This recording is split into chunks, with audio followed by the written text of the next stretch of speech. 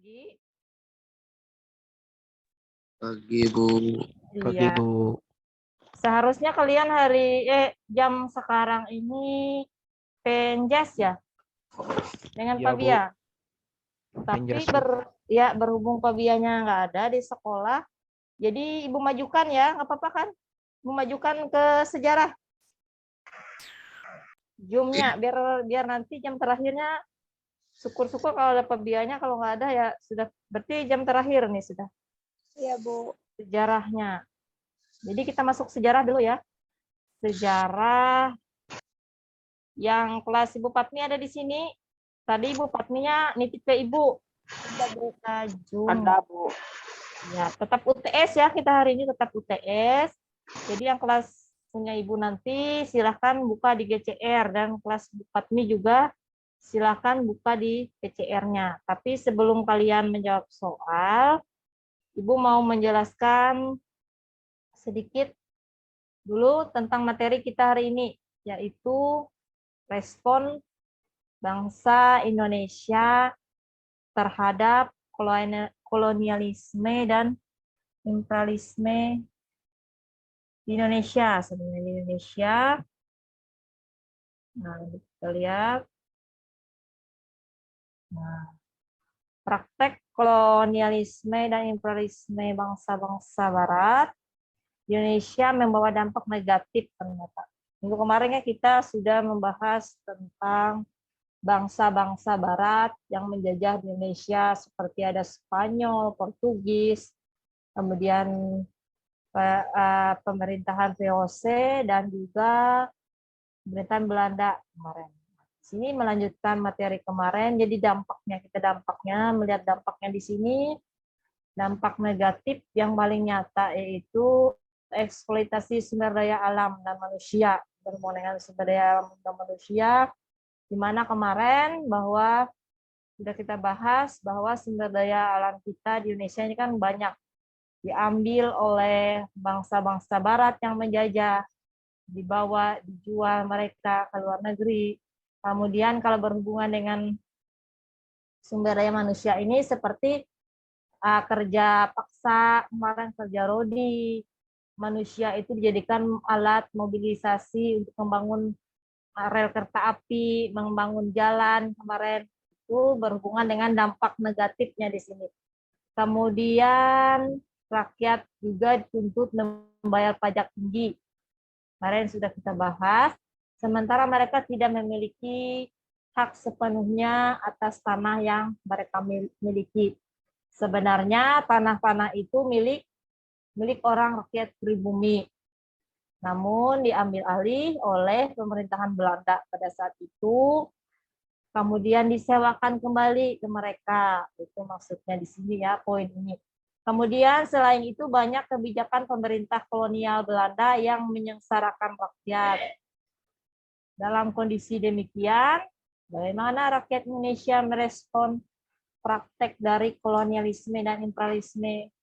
Nah, kita lihat di slide. Nah, kalau di bidang politik ini berhubungan dengan kebijakan kolonial yang tidak berpihak pada rakyat, yang mendorong para pemimpin lokal dan rakyat melakukan perlawanan.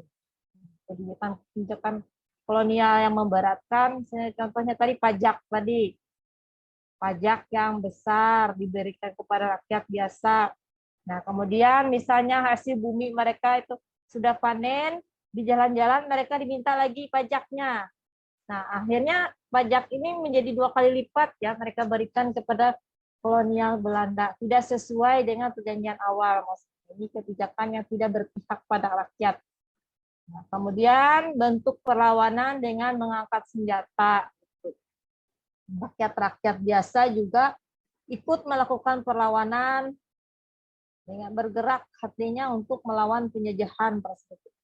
Kemudian selain itu perlawanan juga dilakukan oleh para petani. Nah, para petani juga selain dari tokoh-tokoh agama di sini, kemudian selain dari raja-raja, pemimpin-pemimpin yang tersohor, juga petani. Petani ini melakukan perlawanan itu dalam skala kecil. tidak besar ya. Mereka melakukan pembakaran pada tanaman-tanaman yang mereka tanam tadi itu sebagai wujud bentuk kesal mereka terhadap pemerintahan kolonial Belanda pada saat itu.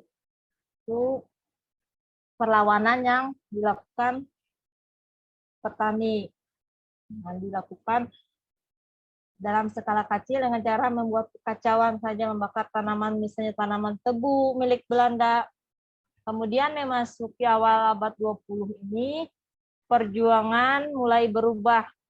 Perubahan tersebut mengikuti kondisi zaman juga yang telah berubah. Maksudnya di sini, pada awalnya rakyat kita pribumi atau kita dulu pada zaman dulu melawan dengan menggunakan senjata. Jadi pada awal abad 20 ini berubah menjadi dalam bentuk politik lagi nanti. Kita lihat di sini kondisi zaman telah berubah yang ditandai dengan munculnya sekolah-sekolah yang dibangun pemerintahan Belanda. Dan bidang politik, pemerintahan Belanda ini membangun sekolah-sekolah ya untuk kita Indonesia pada awalnya.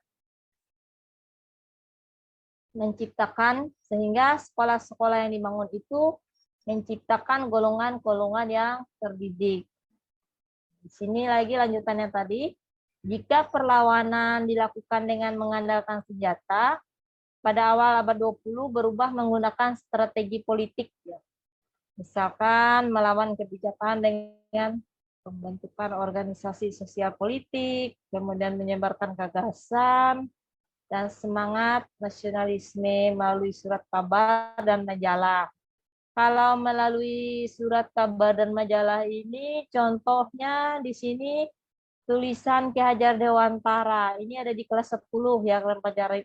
Nah, tulisan Ki Hajar Dewantara yang dimuat di koran Ekspres. Nah, sebagai kritik terhadap pemerintahan kolonial Belanda, tulisan itu berjudul Seandainya Aku Seorang Belanda. Ini sebuah kritikan, sebenarnya. Kritikan yang ditulis oleh Bapak Pendidikan kita yaitu Ki Hajar Dewantara. Pada situ ditulis di koran. Nah, akibat tulisan ini Bapak Pendidikan kita ini dikritik. Bahkan dia dijatuhkan hukuman pada saat itu. Hukuman pengasingan, diasingkan di negara kita sendiri pada saat itu selama 5 tahun. Nggak salah. Namun beliau tidak terima diasingkan di negara kita sendiri. Beliau meminta diasingkan ke negeri Belanda. Nah, di mana di sana beliau ini mendapatkan banyak pendidikan, pengajaran, dan kemudian setelah kembali ke Indonesia, beliau ini mendirikan taman siswa nanti. Itu hasil dari pendidikan yang hasil dari hukuman beliau tadi.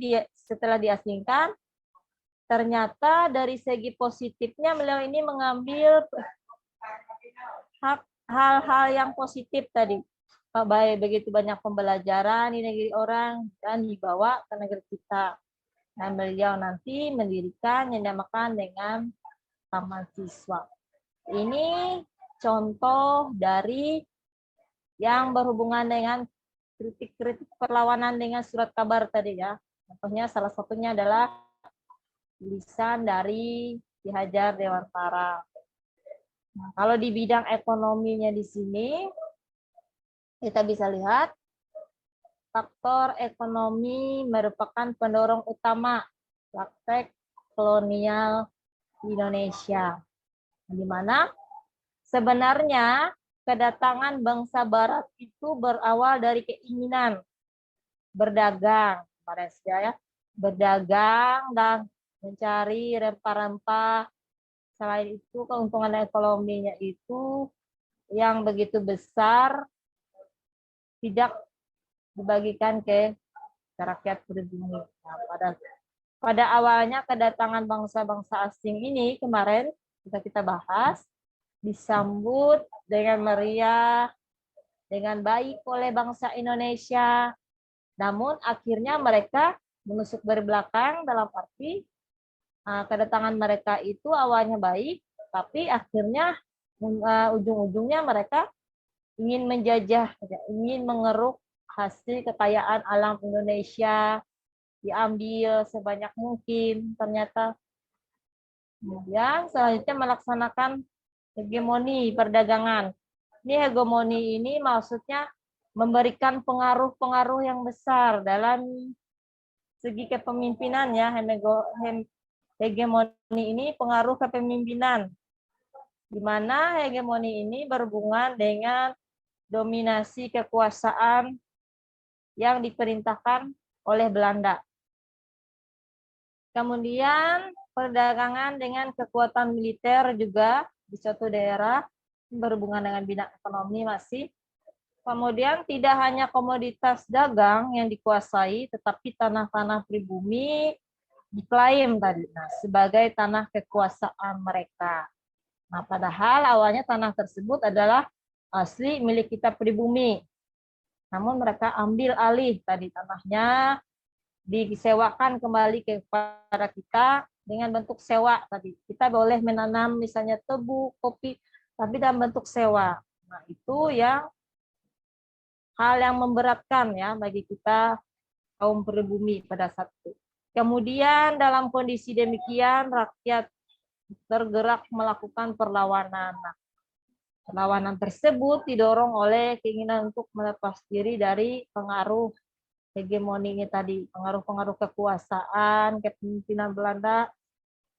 Tadi satu-satunya cara yaitu melakukan perlawanan, tidak ada lagi yang lain ya yang kita pikirkan pada saat itu.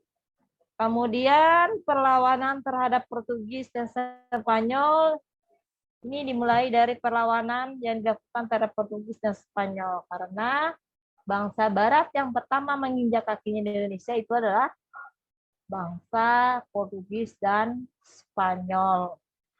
Kemudian dilakukan oleh rakyat Demak. Perlawanan yang masuk di sini, perlawanan terhadap bangsa Portugis dan Spanyol ini dilakukan oleh rakyat Demak dan Ternate.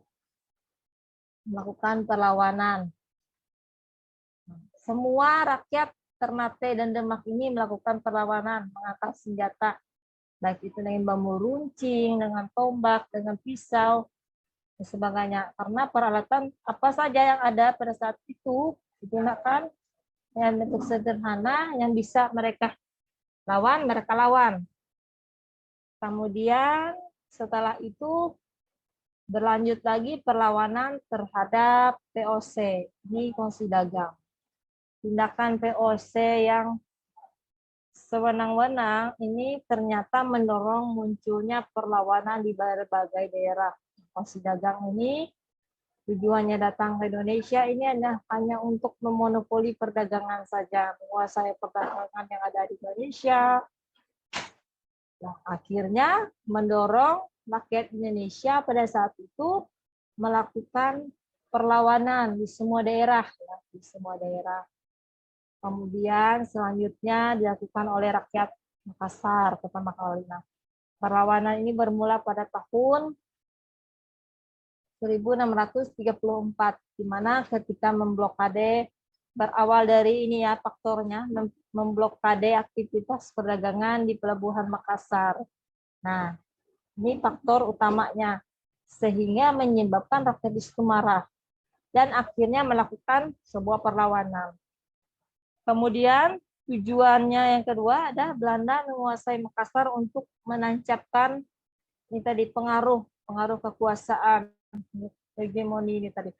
Kemudian perlawanan yang dipimpin oleh Sultan Hasanuddin. Ini Sultan Hasanuddin yang melakukan kepemimpinan di Makassar, pemimpin dari perlawanan atau perang tadi, yang dibantu oleh Aru Palaka. Palaka ini merupakan raja dari Bone. Kemudian dilanjutkan dengan Sultan Hasanuddin lagi yang terdesak dan dibaksa. Nah, pada akhirnya perlawanan di Makassar ini terhadap POC ini ternyata mengalami kekalahan. Nah, dimana kalau mereka mengalami kekalahan, berarti harus ada perjanjian. Perjanjiannya itu adalah sebuah penandatanganan perjanjian perdamaian yang dinamakan Perjanjian Bongaya. Di sini ditandatangani, di mana yang dimenandai mulainya campur tangan Belanda dalam urusan kerajaan. Penanaman Bongaya ini isinya adalah berarti pemerintahan itu dikembalikan lagi ke Belanda.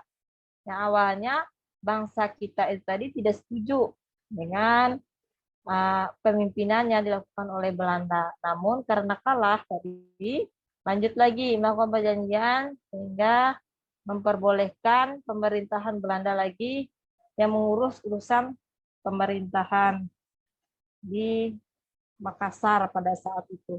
Itu isi dari perlawanan VOC ini.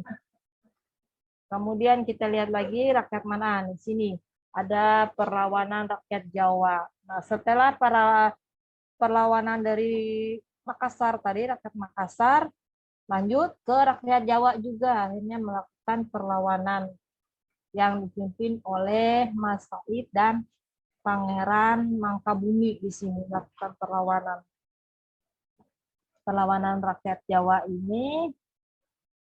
Kemudian setelah itu dipimpin lagi, ini berlanjut ke Banten nanti. Ke Banten yang dipimpin oleh tokoh-tokoh yang terkemuka. Kemudian selanjutnya beralih lagi perlawanan terhadap pemerintahan kolonial Belanda ini di wilayah Jawa Tengah dan Yogyakarta yang dipimpin oleh Pangeran Diponegoro. Nah, dikenal dengan Perang Jawa ini berkisar kurang lebih 5 tahun ya.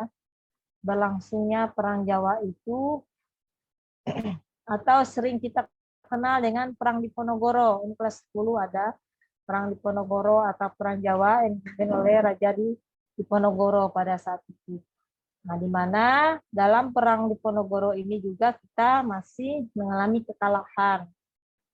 Kemudian di mana Perang Diponegoro ini melibatkan hampir semua ya, semua rakyat yang ada di Pulau Jawa. Itu mengangkat senjata untuk melawan kolonialisme ini. Kemudian setelah dari Perang Diponegoro ini beralih lagi ke Pulau Bali lagi. Perlawanan itu di Pulau Bali ini faktornya itu pertama kali yaitu faktor pendorong Perang Bali ini picu oleh sebenarnya Belanda ini tidak menghormati hak tawang karang. Tawang karang ini peraturan yang ada di Bali, di mana peraturan tersebut menyampaikan bahwa kapal-kapal itu yang terdampar di Bali beserta muatannya itu sebenarnya menjadi hak milik raja-raja Bali. Pada saat itu Belanda ini tidak mau ya aturan tersebut. Makanya adanya suatu konflik dan menimbulkan tadi peperangan lagi, perlawanan yang mendorong perlawanan lagi dari rakyat Bali pada saat itu. Nah, kalau di bidang sosialnya, setelah dari Pulau Bali ini, pertempuran juga sangat sengit ya. Kalau Pulau Bali ini perlawanan dilakukan, sikap Raja Bali yang menyebabkan pemerintah Belanda marah, kemudian akhirnya menyerang lagi kembali dan mengirim pasukannya ke daerah Buleleng Bali pada saat itu. Kemudian berakhir perlawanan di Bali, sampai situ masih belum bisa juga kita mengalahkan pemerintahan kolonial Belanda yang menjajah di Indonesia. Lanjut di sini ke bidang sosialnya. Kita lihat di bidang sosialnya. Nah, sini dalam bidang sosial budaya, pengaruh Belanda dapat kita lihat dari kebijakan politik segresi. Nah, berhubungan dengan politik segresi ini adalah di mana politik segresi ini yaitu mengelompokkan pengelompokan atau menggolongkan masyarakat itu berdasarkan latar belakang rasnya ya. Golongan masyarakat Eropa misalkan. Nah, kemudian golongan masyarakat Timur asing, Bumi Putra, golongan masyarakat Eropa Timur asing yang hanya masyarakat orang-orang Eropa lah yang dianggap sebagai orang-orang terhormat di sini. Ini mengelompokkan masyarakat ke dalam 3 kelompok. Ini merupakan politik segresi namanya. Kebijakan memisah-misahkan penduduk berdasarkan ras, latar belakangnya tadi. Kemudian dampak dari politik segresi ini itu dirasakan langsung oleh rakyat Indonesia. Indonesia dipandang rendah sehingga tidak memiliki hak selayaknya orang Belanda. Kita orang pribumi ini dianggap rendah. Tidak, kalau yang kelompok biasa, masyarakat biasanya itu, misalkan contohnya tidak boleh bersekolah di sekolah yang didirikan oleh Belanda. Nah, hanya orang-orang kaum priayi yang boleh sekolah. Itu salah satu dampak negatif yang kita rasakan pada saat itu. Kemudian golongan pribumi yang dapat bekerja bagi pemerintahan Belanda pada saat itu biasanya keturunan bangsawan. Bangsawan ini golongan raja-raja, misalnya keluarga raja, anak raja yang memiliki posisi terhormat dalam pemerintahan Belanda. Sementara kita rakyat biasa ini ya dijadikan mobilisasi tadi.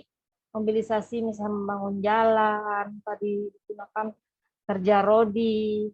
Hanya itu yang bisa kita kerjakan pada saat itu kalau rakyat biasa.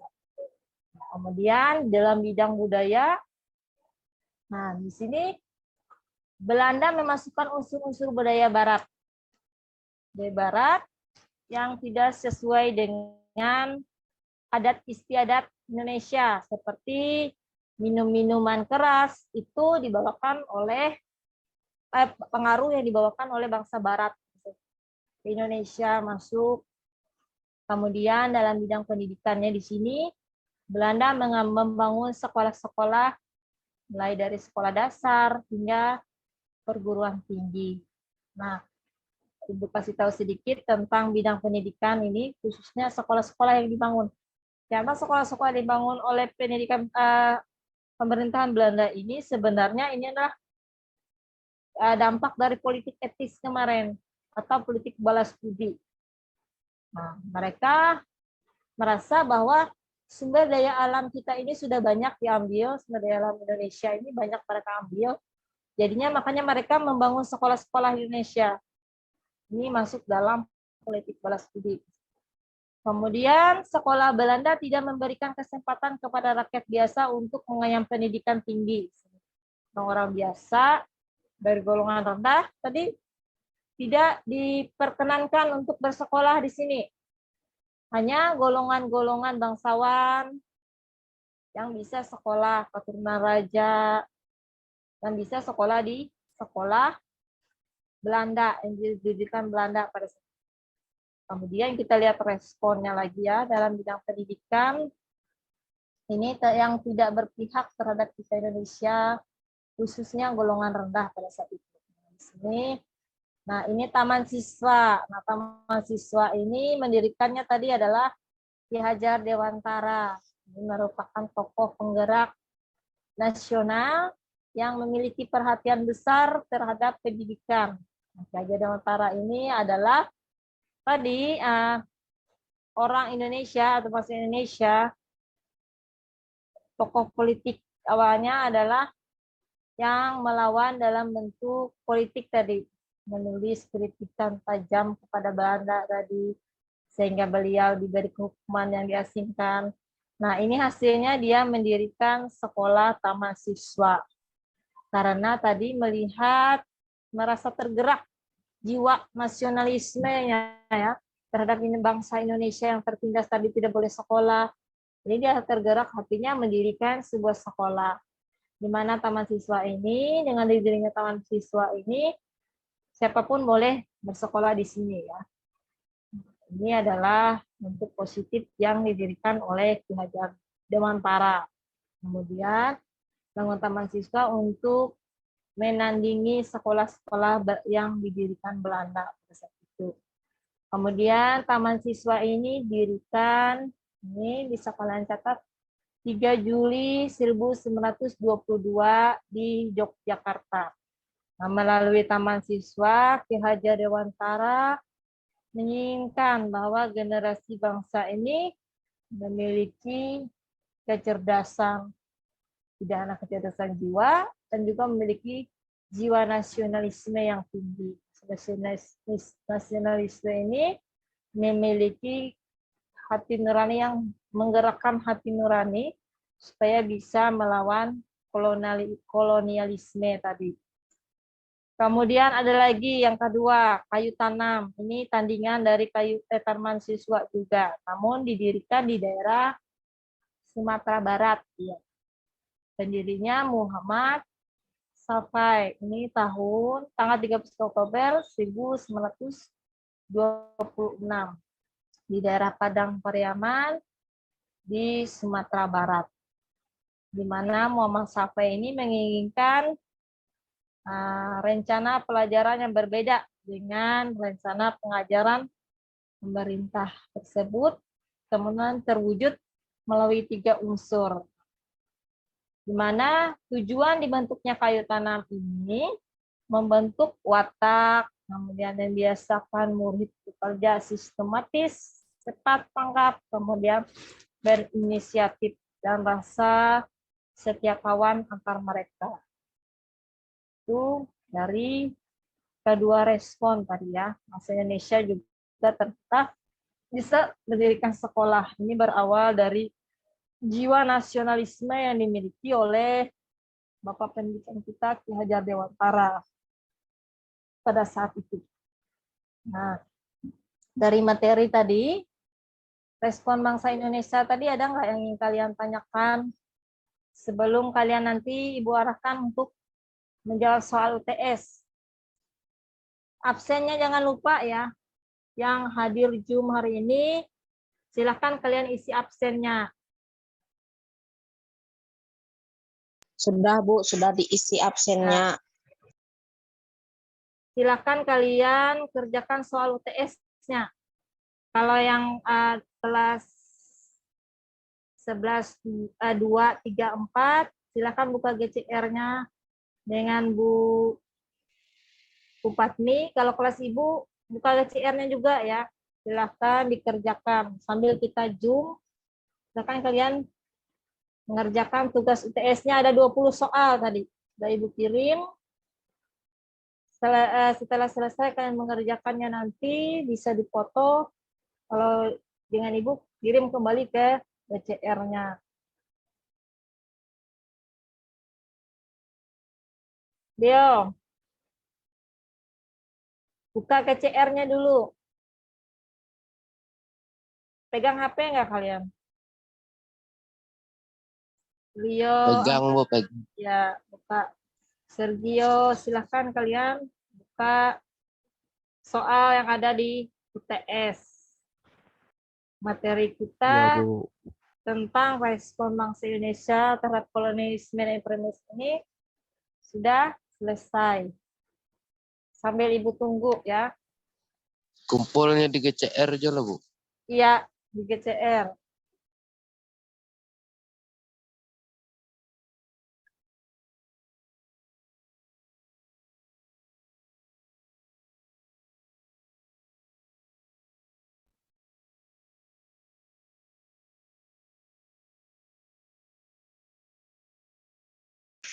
Ibu, Ya, kami yang di GCR, anak buah Bupati, Bu, nggak ada dikirim soal UTS-nya.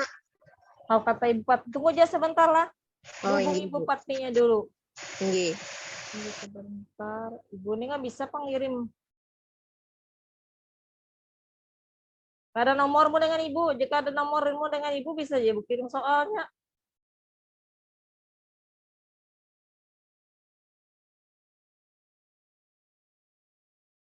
Tunggu sebentar, Ibu hubungi Ibu Patinya.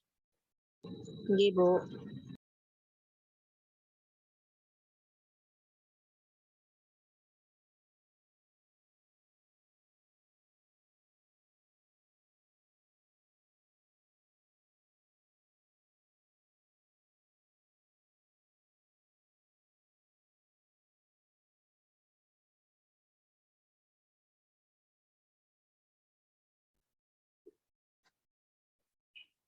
Yang lain sebelum soalnya masuk, ada yang ingin ditanyakan nggak tentang respon bangsa Indonesia ini terhadap kolonialisme dan imperialisme?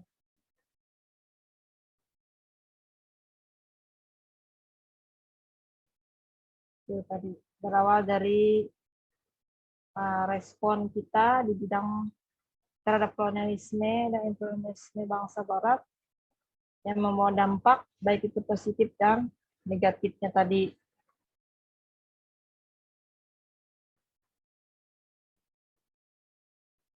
Kalian lihat bagian poin-poin yang perlu dicatat, bisa juga kalian catat.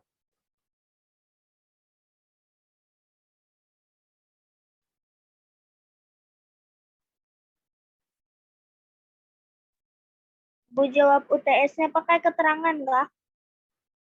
Nggak usah aja kalau langsung ya ABCD. Baik, Bu. Ya, ini dari Imelda ya satu nggak usah aja. Langsung ya, misalnya A nomor 1A, langsung A. Dipoto dengan kamera biasa aja nanti lah, nggak usah pakai apa itu, nggak usah pakai CS. Foto biasa, seperti kalian berfoto biasa aja. Kalau pakai CS itu, Bu, Ibu nggak bisa membuka di HP Ibu. Iya, Bu. Ya, kasih tahu teman yang lain lah. Bagi yang nggak ikut Zoom, kasih tahu, siapa tahu ya ada beberapa teman yang nggak ikut Zoom. Silakan kalian WA untuk di grup kalian, kasih tahu hari ini ada UTS. Nanti Ibu tunggu sampai jam 12. Habis itu Ibu nggak menerima lagi soal jawabannya. Sampai jam 12 saja ya.